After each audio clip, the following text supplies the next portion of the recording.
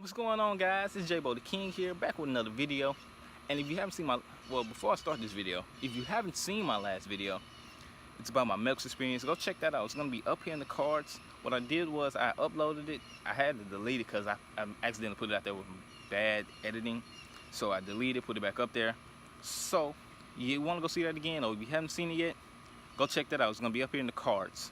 So let's get on to the video. So guys, studying for the ASVAB. Step 1, you have to study. Right, you have to study, because if you hate studying, or studying just ain't your thing, you got to force yourself to study, right?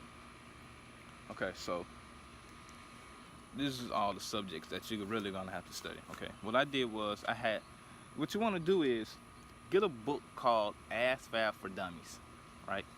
It's a good book. You got practice tests in there, about 3-4 they got practice tests after each and every section that's in there. So you want to get a book. I got ASVAB for Dummies. It's multiple books out there. Just make sure you get that. And there's also online tests. I did a couple of those too. Just type in go on Google or Bing, whatever you use, and type in ASVAB practice test. Okay, there's gonna be a lot of them. I found 2 of them that were helpful. One was using the timing. The other one wasn't, but still helpful. So what you want to do is there's 9 sections in total. Okay, so we're gonna break those down. All right, first you're gonna have general science. Okay, general science. Basically, how you study for general science is, if you don't know science already, go get a science book or something, look them up. In the books, like you get a question wrong, always this is for studying for the whole book, or just ask what I'm told. If you always get a question wrong, right, while you're studying and like do the little practice test, make sure you write it down and just go over that, because like 9 times out of 10, either you're gonna see that question again or you're gonna see something similar to it. So always write those down. Okay, so with general science, it's basically gonna be stuff that you did like in high school and stuff, actually about planets and different things. So you shouldn't have no problem with that, for real. That should be real easy. It's probably why it's the first one on there. So yeah, that's what you want to do with that. Okay, basically just study it. Make sure you got it down to at least a decency, to where you're good, and then you can go take this test and be like, yeah, I did good on that. Next, you're gonna have arithmetic reasoning, right? Well, arithmetic reasoning is basically word problems, and math. Just math word problems. Okay, so with that, you want to make sure you comprehend it as you read it, and read it kind of quickly, not too quickly to where you don't understand it, but make sure you get a comprehension of while you're reading. Okay, and then you got to read through it, make sure you know what they're talking about, what they want you to find, stuff like that. So like if you get it wrong, or if you get it right, okay, you did good. Okay, right? So but if you get it wrong, take that problem, because the answers are always going to be in the back of the book after each little section and everything. It's probably going to be on the next page. Okay, so don't cheat yourself too, by the way. Don't cheat yourself and go look at the answers first before you go work it out. Okay, at least work it out first. So what you're going to do is, all right, with that, when you got it wrong, look at the answer choices, not the answer choices, look at the answer in the back. Right, they're probably gonna give you the formula on how to work it out too. So write that down. Write down the question that you got it wrong to. Write both of those down and study it, right? Because once you do it enough, it's gonna be stuck in your mind, right? So when you see something like that, or when you probably see that same question again, you never know. So many math problems you can put together. So when you see it, you're gonna be like, okay, I got it. I know how to do that. I know how to do that. So then next, you're gonna have word knowledge. Word knowledge is basically words. They're gonna ask you like, what is the meaning of this word? What is similar to this word? Put it into a sentence and then ask you what is the meaning of it. So with that, you basically just look at a dictionary. That's what I did. I looked at a dictionary and a thesaurus to help me out with those. Yeah, to like look at certain words. Like, okay. And then some words you're gonna probably hear over time. Like, somebody use those words and you be like, I heard this before. So I think I know what that means, because the way they used it and everything. So that's what that with word knowledge. It's really kind of easy, really not at the same time, Then next you're gonna have paragraph comprehension. With that, what you want to do is basically read it, and it's gonna ask you something that's in there. Basically, reading comprehension is all it is. Basically, it's gonna give you a paragraph. You read through it.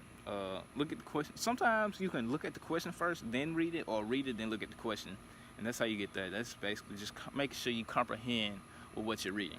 Okay, so that's how you study for that. So like, if you get it wrong, be like, just go back and read through. You know, and somebody left off on the word knowledge. When you get them wrong too, write that word down, look it up, and then, because words, you definitely might see that again. You'd be like, okay, I know what this is. But yeah, back onto the paragraph comprehension. Yeah, so when you get those wrong, make sure just those, don't write those down, okay? Because there's gonna be plenty of them. Just start reading a lot. You know, not too much, but like just read like different little things, different little paragraphs, and then ask yourself questions about what is it asking here or what is it asking there. Okay, so with those, that's what you do. Because they're going to give you the answers, but they're not probably going to go in detail about like, why is this answer that, why is this answer this. So with those, just make sure you're good at comprehending, or you get to a point where you're good enough. Next, you're going to have math knowledge. With math knowledge, what you do is, it's basically just what it said, math knowledge. You're going to have geometry and algebra in there. Okay, that's basically all you're going to really get for the whole ASVAB test. So with that, what you want to do is, if you get them right, good. If you get them wrong, go to the answer part, write down the formula for that problem. Then write down the question, write it out. And then, because with those, the formula that you're using, you're going to see it again. You're going to see a question like that again. Okay, so that's what you do for those, right? Like, they got FOIL in there, they got factoring in there, it's different things, okay? And somebody left off also on the arithmetic reasoning. You're going to be dealing with percentages a lot too with that. You're going to be dealing with a lot of percentages and like distance, or like how to get from here to there, how long did it take. It's going to be kind of like, when you read it, like probably leave you in the blue, like, what are you asking for? So yeah, back to the math knowledge. You know, so yeah, that's all you want to do. Like, make sure you write it down, get that formula stuck in your head, so you be like, okay, I got it when you see it next time. So, you know, that's what you do with that. Next, you're gonna have assembling objects. With assembling objects, this is always last on the ASVAB, okay? I just said it a little bit earlier, but it's always last. So what you want to do is, basically with that is, they're gonna give you the shapes. You're gonna give a couple of shapes, dots on the shapes, and some lines, and they be like, just connect it from here. Like on the lines, it's gonna be like A and B, so connect A to B basically, and make sure it lines up to like the picture they gave you before. Sometimes it's gonna be a little bit difficult, sometimes it's not. So just make sure they line up together, you know, to where it looks like, okay, yeah, that's exactly what they want. And that's all for that. Next, you're gonna have auto and shop. Auto and shop information on the ASVAB, I think they split it up. Like, you do auto information first and shop information next. Basically, auto and shop information is basically mechanic stuff, okay? That's working like on cars and things like that. They want you like, what is what's that thing called? Oh, what is like a fuel pump, stuff like that, like a piston, dealing with that. That's auto and shop, basically, information, okay? Like, what tool is this used for, like a wrench or something like that, the nuts that you use, like the bolts, all stuff like that. That's what all auto and shop information is, okay? So if you get those wrong, or if you haven't heard of it before, just, you can study those too, so that way you can get to your head, be like, okay, I finally know what this is. And look up, YouTube videos are key. That's want to be key to like studying. That's what I use, YouTube videos. Like, for every section there is on the ASVAB, there's a YouTube video that breaks down that section and give you formulas for that section too, and go over with them.